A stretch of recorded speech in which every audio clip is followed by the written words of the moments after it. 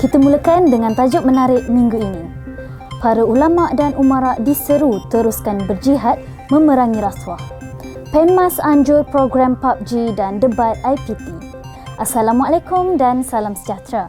Saya Imanda Bazrul dan anda bersama saya dalam Make News yang memaparkan rangkuman berita dan info rasuah terkini. Berita selanjutnya.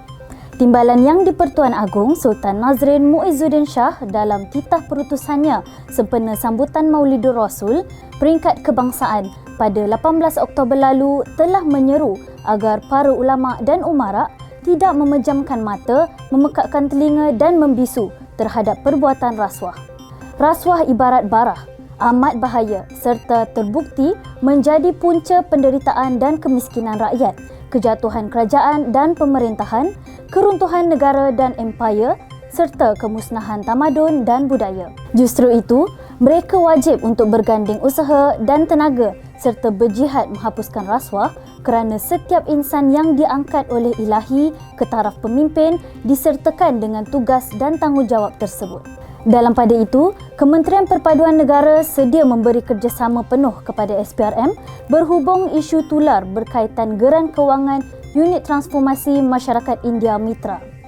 Menterinya berkata, kuasa memberi kelulusan geran mitra adalah di bawah Jawatankuasa Penilaian Geran Mitra dipengerusikan oleh Ketua Setiausaha Kementerian.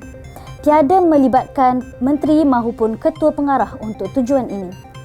Dalam perkembangan lain, Ahli Parlimen Labuan didakwa di Mahkamah Session Kuala Lumpur atas tuduhan mendapatkan kontrak pekerjaan sebagai dermaga Merdeka Pelabuhan Labuan bagi syarikat di mana bapa dan adiknya mempunyai kepentingan. Bagaimanapun, beliau mengaku tidak bersalah dan memohon dibicarakan.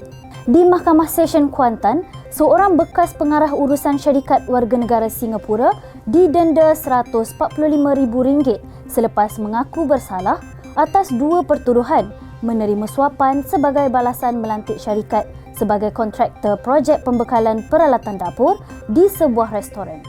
Di Mahkamah Session Shah Alam pula, seorang guru besar sekolah kebangsaan mengaku tidak bersalah terhadap 3 pertuduhan pecah amanah wang sumbangan zakat untuk anak asnaf bernilai RM75,000. Di Mahkamah Kuching, seorang penolong jurutera awam di Jabatan Kerajaan Negeri telah dijatuhi hukuman penjara dan denda sebanyak RM202,396,000 selepas didapati bersalah dengan 4 pertuduhan membuat tuntutan palsu berjumlah RM40,479 dan 40 sen 6 tahun lalu. Di Mahkamah Khas Rasuah Kota Kinabalu, 5 anggota polis termasuk seorang inspektor mengaku tidak bersalah terhadap pertuduhan menerima rasuah yang berbeza jumlah yang dimasukkan ke dalam akaun bank masing-masing bagi membebaskan pesalah kes dadah. SPRM Selangor menahan 2 kaki tangan agensi kerajaan kerana disyaki meminta dan menerima RM20,000 daripada pemilik sebuah syarikat swasta sebagai balasan mendapatkan kontrak peralatan pejabat bernilai lebih RM180,000. SPRM Selangor juga telah menahan penolong pegawai agensi peladangan bagi membantu siasatan mengemukakan tuntutan palsu berjumlah lebih RM15,000. Berita pencegahan.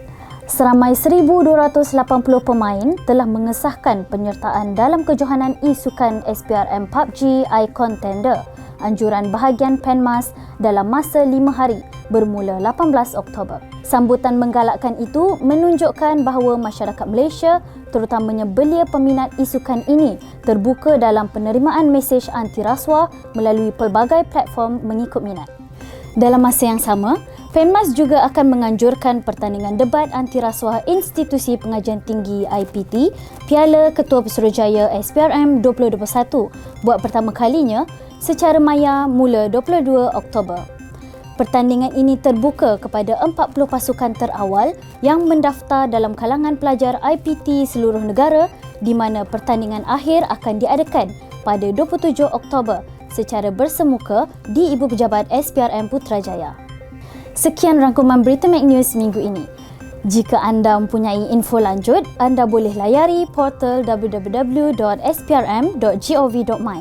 Sebarang maklumat rasuah juga boleh laporkan melalui aplikasi Mek Mobile di telefon bimbit anda. Bye!